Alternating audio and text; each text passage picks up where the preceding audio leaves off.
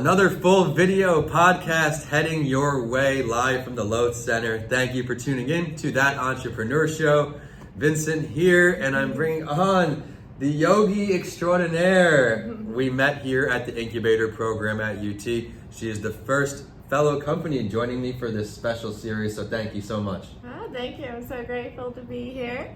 My name is Yogi Mandhi, or I also go by Mandy, but Yogi Mandhi is the yogi name. She's up to some great things, really building out this business, now these huge corporate clients. Everyone who doesn't know you, let's talk about your business. Okay, sure.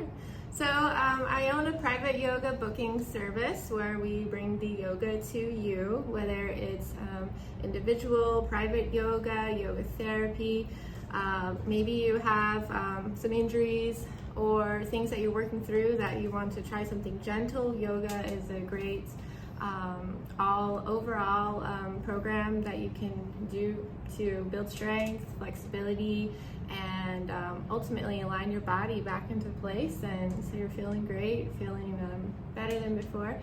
We also go to businesses and we bring corporate yoga, chair yoga, team building activities to kind of break up the tension in the workplace and bring in some stretching, deep breathing. And we also host special events like parties, birthday parties, bachelorette parties. I love how you really branded out here, expanded that umbrella, not just corporate, you're doing everything here. You know, I'm a fan of this because it's got that mental health tie, that yoga mental health tie. Let's backtrack though. What was the inspiration to starting this company? Okay, well, like many people's stories, you're going through a hard time, a rough time, and it was in 2017 when I felt like I was in a tornado my whole life. Just everything was picked up, and things that weren't aligning were thrown out, and things that were coming in, and so I was in the middle of, I was a school teacher, I was divorcing, I was figuring out, what am I doing with my life here? What is going on? I thought I would go to Abu Dhabi to teach abroad. Wow. Just to get a fresh start. And the last minute, that didn't work out. And the next day, teachers had to report back. And I already had my job on hold thinking I was going to travel abroad. And it was the perfect thing because I started teaching private yoga with a friend of mine that wanted to connect before I was leaving. So cool. And then I just was like, wait. I just had an idea, like what if I just had, this many students a week and that could pay my bills? What if I made this a business? And I just saw the opportunity, I ran with it, and I've been doing it for the past 6 years. So. It's easier said than done to just go with the flow, let things come to you. And in your case, frenzy, trying to make all these decisions, you found something natural, something that was right in front of you the whole time. You're gonna go work with one friend, now expanding it. I don't want to gas you up too much. I know the big clients she's got. What advice do you have to someone out here, whether they're in the yoga business or just another business, to attack something like Topgolf? You've acquired this huge client. It may seem discouraging to go after someone that large on a scale. A, how'd you get in there? And B, what advice can you give to everyone who wants to really scale their business to feature these huge companies? Okay, sure. So my advice is to listen to that small voice. If you're hearing things like, oh, I really want to, or if you have these like urges or desires, like, oh, I'd really love to work in areas of high stress. I'd really love to work with lawyers. Just wherever I could be used to the most benefit. And then I started, I got a job working at a law office in Ybor. Okay. Then I got another corporate yoga at Benzer Pharmacy, and then I was like, wait a second, I keep having these thoughts and things are working out. I had this idea that I would be working with the Buccaneers. I've worked with 2 Buccaneer players so far. So cool. So I just began, started listening to myself more and really following those urges. And I mean, even when I finally officially got yoga trained, certified, it was after I started my business. And I just had a lot of experience. And even when I was in India, I was like, what am I doing? Am I going to be a yoga teacher? I was still unsure, but I was still doing what I thought. So I was kind of figuring out as I go. So I just say, follow your heart. And if you feel this calling, go for it. I was going around telling people I do corporate yoga, and they were laughing at me. They were like, "What is that?" Like, people weren't aware yet, but it's definitely a thing. It's such amazing advice what you just gave, where get out of your own way. So what? You don't have every single thing lined up, ready to go. Get out there and do it. As you start making more money, making more clients, everything else will fall into place. We hear a lot that we need to niche down, right? Niche. You, however, are expanded to pharmacies, NFL teams, Topgolf. For everyone out here, what makes you unique as a yoga instructor, as a yoga facilitator? I know there is competition, but you found ways to stay ahead of the competition by being your authentic self. Mm-hmm. What advice can you give to everybody out there to get away from the competition, stick out? Well, I, number one, never saw another yogi as competition, because the work that we do, we're helping people, we're serving. So I always knew that when I see other yogis, I want to be supportive, I want to be helpful, but I never knew I would do yoga full time. I started at 18, and then I was a substitute teacher at 20, and I just thought, oh, I could never do this for a living. But then when I did get out of my way and just started following my calling, things just started aligning, and I kept that perspective of not being competitive, because now I'm ready to help other yogis with the booking service, to hire them and pay them very well, so I can help other yogis be full-time yogis and work awesome jobs. And I'm the rock star yogi, so I like to have fun, I like to go big, and I'm going to keep going and just seeing where we can go. Well, I love that mentality.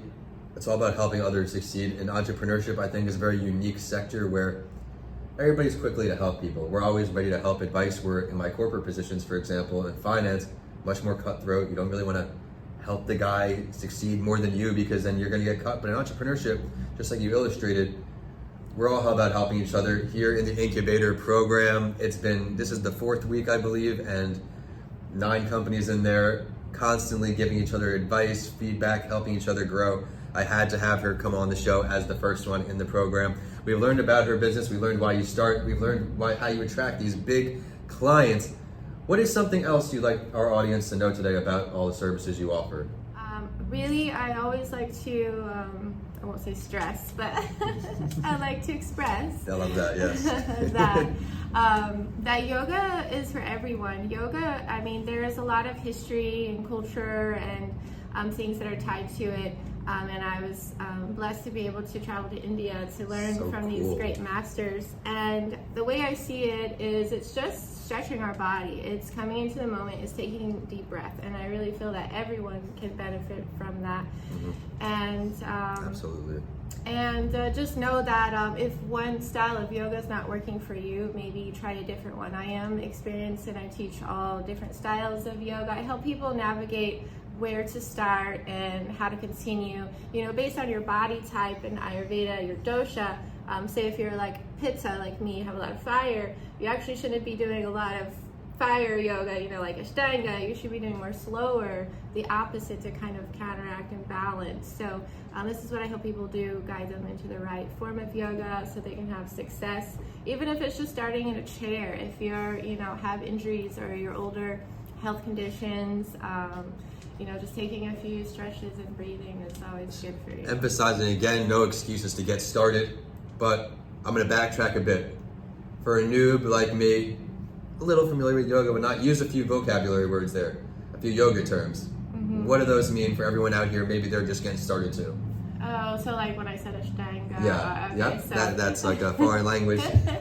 It is Sanskrit. So there's different types of yoga. I think for you, because you're young, you're fit, you're healthy, I think Hatha yoga would be great, or even Vinyasa. When I first started, I was... Well, what are those two things? Okay, so Hatha... We got to break it down like I'm a kindergartner right now. So Hatha is, it means sun and moon. It's balancing the masculine and feminine sides within our body, basically our nervous system. Okay. And so it's, you warm up with the sun salutations, but then you're holding the asanas for 20 seconds or more. So you're really, if you're doing like a warrior standing lunge, you don't just go in and then that's it. You stay there. You're breathing. You're really listening to your body as you're in that pose. And so It's a little bit slower, but it takes a lot of strength. Ashtanga is a more athletic form, in which I hope to bring to the Buccaneers soon. Yes, I can't wait to hear all about it. And then Vinyasa is a type of Ashtanga, so it's movement with breath, but it's a little bit more creative, but you're definitely doing a lot of movement. Okay. So. Well, I, for one, am anxiously waiting for our incubator session with Miss Yogi right here. What style of yoga do you think you would bring to us in the incubator program? Yeah. So I am already scheming and planning. I love it. I want to work in all the different rooms, and so like right here, I think we could start with chair yoga. Everybody can do chair yoga, so even some of the people that work here, maybe we get them out of their offices, maybe they can even just roll their chair in. Love it. We're here in the boardroom. This is one of the amazing facilities here in the incubator program. We are in the Loth Center at the University of Tampa, and it has been nothing but good things to say so far. We've talked about her journey, a lot of tips for success with yoga, getting out of that itty bitty committee in our head just to get started, whether it's your business or with yoga. You expressed some new terms to me, so I know some people in our audience are also going to learn that too. I'd love to now ask, where can we find you online? How can we get in touch with you to learn more about what you do? Sure, you can find me online. Just Google me, Yogi Mandhi. It's Mandhi, like Gandhi, but Mandhi. I love that. And yogimandhi.com, Instagram, Facebook, LinkedIn, all the things. I welcome you to come and connect. Well, I want to thank you so much for being the first interview out of the incubator program. She's so ambitious. She's up to such big things. We have whiteboards in our office, and you can see her client list growing and growing and growing. She is great inspiration out there to follow your passion and to keep going. Again, she encouraged you to get that itty bitty committee out of your head and just get started. The show is at That Entrepreneur Show on all social media, and I am at Vincent A. Lancy on all social and YouTube. So be sure to head to YouTube to watch this full video clip, not just the audio that you may be listening to now. It has been a lot of fun to connect with you, and thank you so much, Yoga Mandhi. Thank you so much, and don't quit your daydream. Namaste.